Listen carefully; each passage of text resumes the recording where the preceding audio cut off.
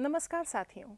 इस प्रदर्शन गतिविधि में हम देखेंगे कि किस प्रकार से दो विद्यालय प्रमुख अपने अपने विद्यालय में अलग अलग माध्यम से अधिगम संस्कृति का निर्माण करते हैं। इस पर वो दोनों चर्चा करेंगे। नमस्ते कश्यपी। नमस्ते। मैंने सुना है कि आपने अपने विद्यालय में बहुत सारे नए परिवर्तन लाए हैं। मैं भी अपने विद्यालय का रूपांतरण करना चाहती हूँ। इस संदर्भ में आपसे पूछना चाहूंगी कि विद्यालय में आपने किन चुनौतियों का सामना किया और आपका क्या दृष्टिकोण रहा? उत्साहवर्धन के लिए धन्यवाद चारू। यूं तो जब 8 महीने पहले मेरी इस विद्यालय में नियुक्ति हुई तो विद्यालय में कोई विशेष समस्याएं नहीं थी। पर्याप्त मात्रा में संसाधन थे, शिक्षक भी थे, सब कुछ ठीक चल रहा था। सीखने सिखाने की भी समस्याएं नहीं थी। पर इस ठीक से दिखने वाले विद्यालय से मुझे थोड़ा असंतोष था और मुझे ऐसा लग रहा था कि कहीं प्रगतिशीलता और विद्यालय को निरंतर अग्रसर होते हुए नहीं देख पा रही हूँ। जो कि मेरी एक चाह थी वो कहीं नहीं हो पा रहा था और यूं कहूँ तो निरंतर सीखते रहने की अभिवृत्ति की कहीं मुझे कमी महसूस हो रही थी। जैसे मेरे ही कुछ सवालों के मेरे ही पास जवाब ना हो। जैसे क्यों मेरे सभी बच्चे सीख रहे हैं या नहीं सीख रहे हैं? क्या मेरे सभी शिक्षक अपने ज्ञान और कौशल को निरंतर संवार रहे हैं? क्या सभी एकनिष्ठ होकर एक ही ध्येय की ओर अग्रसर हैं? बस ऐसे ही कुछ सवाल लेकर मैं चली थी। ये वास्तव में तो बहुत ही चुनौतीपूर्ण रहा होगा। आपने कैसे शुरुआत करी? आपके मन में क्या आया? यहीं से मेरे मन में एक बदलाव के लिए जो सबसे महत्वपूर्ण बात होती है वो ध्यान आई और वो है संस्कृति का पुनर्निर्माण।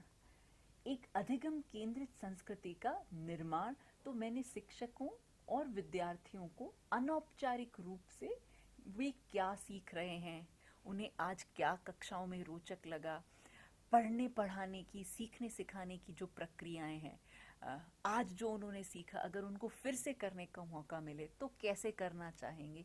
इस प्रकार के प्रश्नों के साथ मैंने उनसे एक अनौपचारिक वार्तालाप शुरू किया और देखते ही देखते ये हुआ कि वो रोचक सा बन गया। मैंने अपने भी कक्षा कक्ष के बारे में विद्यार्थियों एवं साथी शिक्षकों से पूछना शुरू किया, जिससे एक समानतापूर्ण वातावरण का निर्माण हुआ और जिससे शिक्षक धीरे धीरे खुलने लगे और उन्होंने मुझसे अपनी निजी और व्यावसायिक चुनौतियां भी साझा करी। उनकी निजी समस्याओं को ध्यानपूर्वक सुनने के साथ साथ मैंने व्यावसायिक चुनौतियों पर भी उनका ध्यान केंद्रित किया और नेतृत्वकर्ता की भूमिका निभाते हुए मैंने पाया कि विद्यालय का वातावरण धीरे धीरे परिवर्तित हो रहा है। हमारी स्टाफ मीटिंग सहयोगात्मक दल अधिगम में परिवर्तित होने लगी। वहाँ हम किताबें पढ़ते, अपनी चुनौतियों पर बात करते और अपने अनुभव साझा करते। एक दो बार मैंने अपने पूर्व विद्यालय के 2 अध्यापकों को भी अपनी स्टाफ मीटिंग में बुलाया। तो इस प्रकार से हम कुछ न कुछ नया करते चले गए, जो कि एक शायद अधिगम संस्कृति का निर्माण करने की तरफ हमें अग्रसर करता रहा। कश्यपी जी, आपने अपने बच्चों और अध्यापकों के बीच की भावनात्मक दूरी को कम करने के लिए क्या प्रयास किए?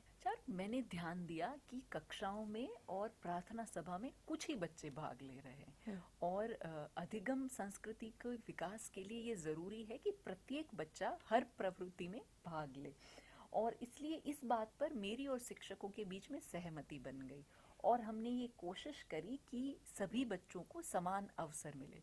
तो शिक्षकों ने ये किया कि उन्होंने एक कदम पीछे खींचा और बच्चों को आगे किया और मैंने ये भी किया साथ साथ में कि बच्चों की उम्र और रुचि को ध्यान में रखते हुए कक्षा कक्ष में ही किताबों का इंतज़ाम करना और एक ऐसा वातावरण बनाना जिसमें बच्चे और शिक्षक साथ में मिल कर के पढ़ें। एक और बात मैंने सुना है कि तुमने भी अपने स्कूल में समुदाय के साथ बहुत काम किया है, तो मैं भी जानना चाहूँगी कि आप किस प्रकार से अपने स्कूल में समुदाय के साथ मिलकर काम करते हैं। मैंने ध्यान दिया कि बार बार याद दिलाने के बाद भी विद्यालय प्रबंधन समिति के लोग विद्यालय नहीं आते थे। मैंने और मेरे साथी अध्यापकों ने तब ये तय किया कि हम समिति की मीटिंग शाम को गांव में उनकी सुविधा के अनुसार करेंगे। हमने उनकी कम उपस्थिति और विद्यालय न आने के कारण जानने की कोशिश की। तब हमने ये पाया कि पूर्व में उनकी बातों को अधिक नहीं सुना गया और उन्हें कभी पर्याप्त महत्व भी नहीं मिला। इस बार मेरे अध्यापकों और मैंने उनकी हर बात को ध्यान से सुना और विद्यालय विकास से संबंधित उनकी सलाह पर अमल करने की भी कोशिश की। विद्यालय से उनकी वर्तमान और भविष्य की अपेक्षाओं को जानने की भी कोशिश करी।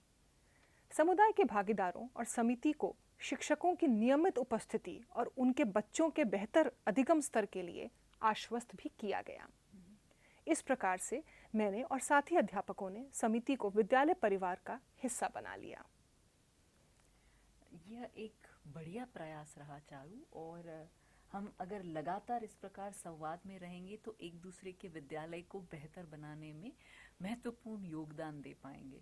और शायद यही एक केवल अपने विद्यालय के अधिगम संस्कृति का विकास नहीं, पर जिसे हम कहते हैं व्यवसायिक समूह के रूप में हम मिलकर कार्य कर पाएंगे और सभी विद्यालयों में हम एक अधिगम संस्कृति का निर्माण कर पाएंगे। तो धन्यवाद कश्यपी।